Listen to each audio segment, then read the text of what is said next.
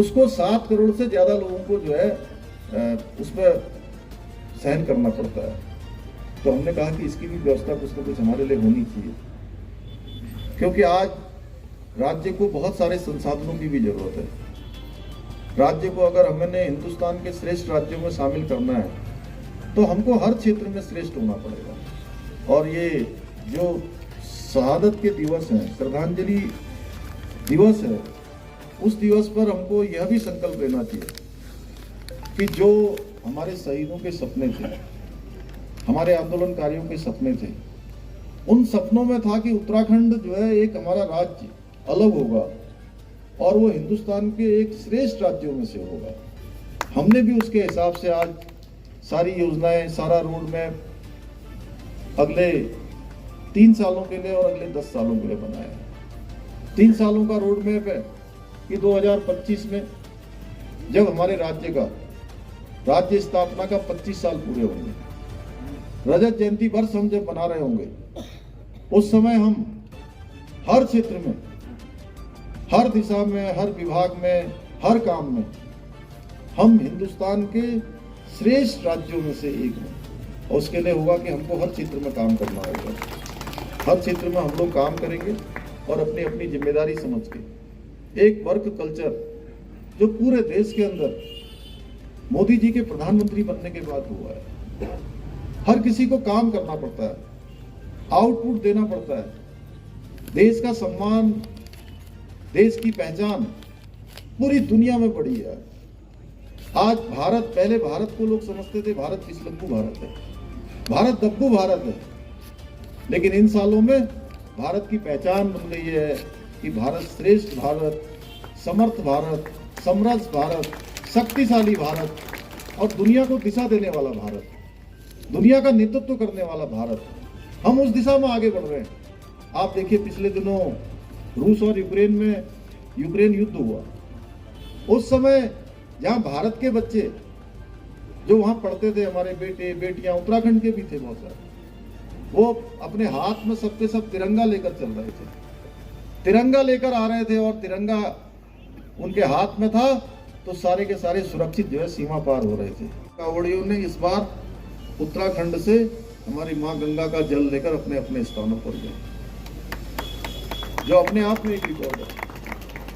और अच्छी बात ये थी कि इस बार हमने कहा कि सरकार की तरफ से जहां आने वाले श्रद्धालु हैं, पर्यटक हैं, हम लोग उनको अतिथि देवो भव की तर्ज पर, कि वो हमारे अतिथि है, जहां वो हमारे यहाँ पर पर्यटन को बढ़ाने का काम करते हैं, आजीविका को बढ़ाने का काम करते हैं, लोगों के रोजगार को बढ़ाने का काम करते हैं, वहीं जो शिव भक्त कांवड़ी है वो कहीं ना कहीं भगवान के एक गण के रूप में हमारे यहाँ पर आते हैं। तो हमने पहली बार व्यवस्था करी इस बार।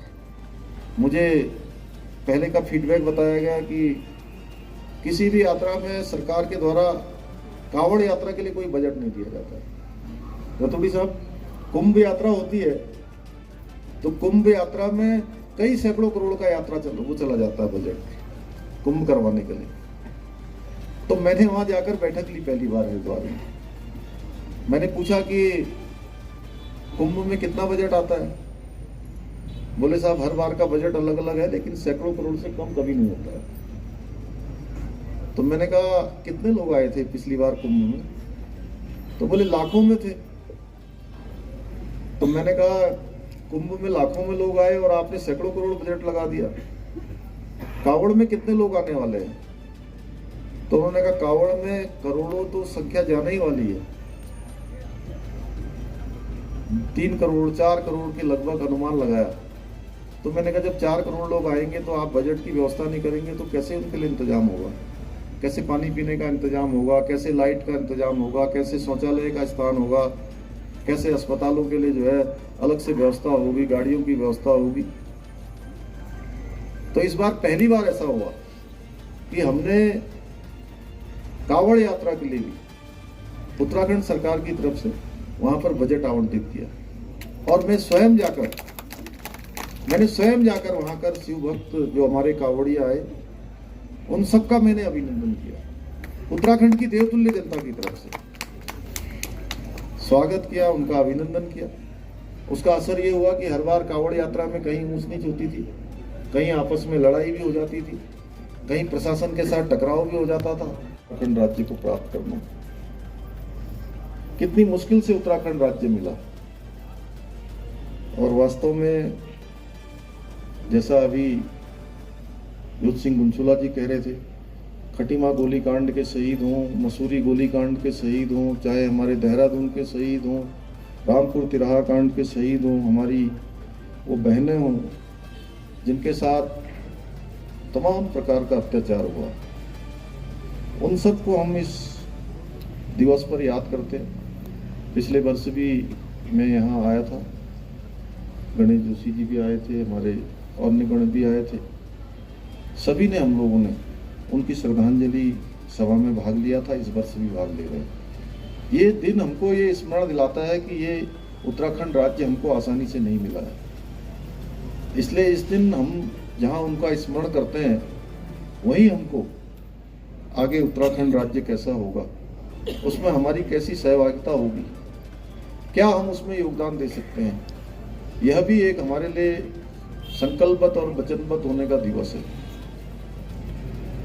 इन सब बातों को लेकर जहां सरकार काम कर रही है, हमारा लक्ष्य और ध्येय बिल्कुल साफ है कि हम लगातार उत्तराखंड राज्य हिंदुस्तान के श्रेष्ठ राज्यों में शामिल हो, उसको लेकर लगातार काम कर रहे हैं, लगातार योजनाएं बना रहे हैं, विकास के कामों को आगे बढ़ा रहे हैं, और इसमें हमारे देश के प्रधानमंत्री माननीय मोदी जी का भी लगातार हमको आशीर्वाद प्राप्त है। हर क्षेत्र में आज आप देख रहे होंगे, अभी माननीय प्रधानमंत्री जी ने 5 नवंबर 2021 को बाबा केदार की भूमि से कहा था कि आने वाला जो दशक है ये उत्तराखंड का दशक होगा, जिस दशक को बनाने के लिए हमारे इन शहीदों ने अपनी शहादत दी थी। हजारों हजार लोगों ने सड़कों पर आकर आंदोलन किया था, भूखे प्यासे और लाठी और गोली खाई थी। उनके सपनों के अनुरूप उत्तराखंड बनेगा, तो उस दिशा में प्रधानमंत्री जी जहां 5 नवंबर 2021 को बाबा केदार की प्रांगण से उत्तराखंड का दशक होगा। और इस बार जो हमारी यात्रा चली है, इस बार की यात्रा में जहां 6 मई को केदार बाबा के कपाट खुले थे,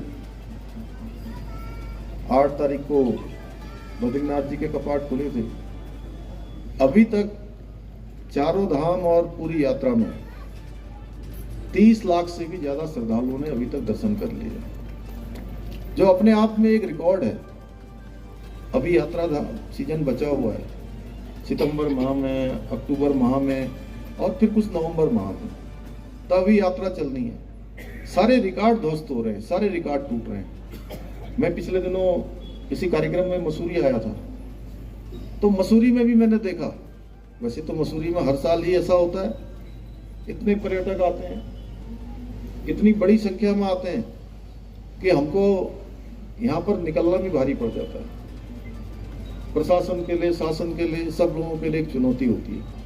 लेकिन इस साल वह भी रिकॉर्ड यहाँ का भी टूटा है, जगह नहीं थी, और जो यात्रा हमारी 2 साल चल नहीं पाई, 2 साल यात्रा न चल पाने के कारण से इस बार पूरा दबाव हमारे ऊपर यात्रा का भी था, उसको भी व्यवस्थित किया गया, धीरे धीरे चलाया गया। मैं आपको बताऊं कि केदारनाथ में जहां की अधिकतम क्षमता एक रात में रहने वालों की मात्र 15,000 है, और जिस दिन कपाट खुल रहे थे, कपाट खुलने वाले दिन 25,000 से भी ज्यादा लोग वहां पहुंचे। सब प्रशासन के, हम लोगों के बिल्कुल हाथ पांव सबके फूल गए कि कैसे व्यवस्थित होगा। किसी तरीके से व्यवस्थित किया गया। मसूरी भी ठंडा रहता है, लेकिन वहां तो माइनस में तापमान रहता है कि कहीं कोई घटना न घटित हो जाए। लेकिन बाबा केदार की कृपा से ठीक प्रकार से वो व्यवस्थित हो गई, और उसका वो रात भी निकल गई और पूरा सीजन भी निकल गया। अभी कांवड़ यात्रा हुई थी कुछ दिनों पहले, कांवड़ यात्रा में भी इस बार सारे रिकॉर्ड ध्वस्त हो गए।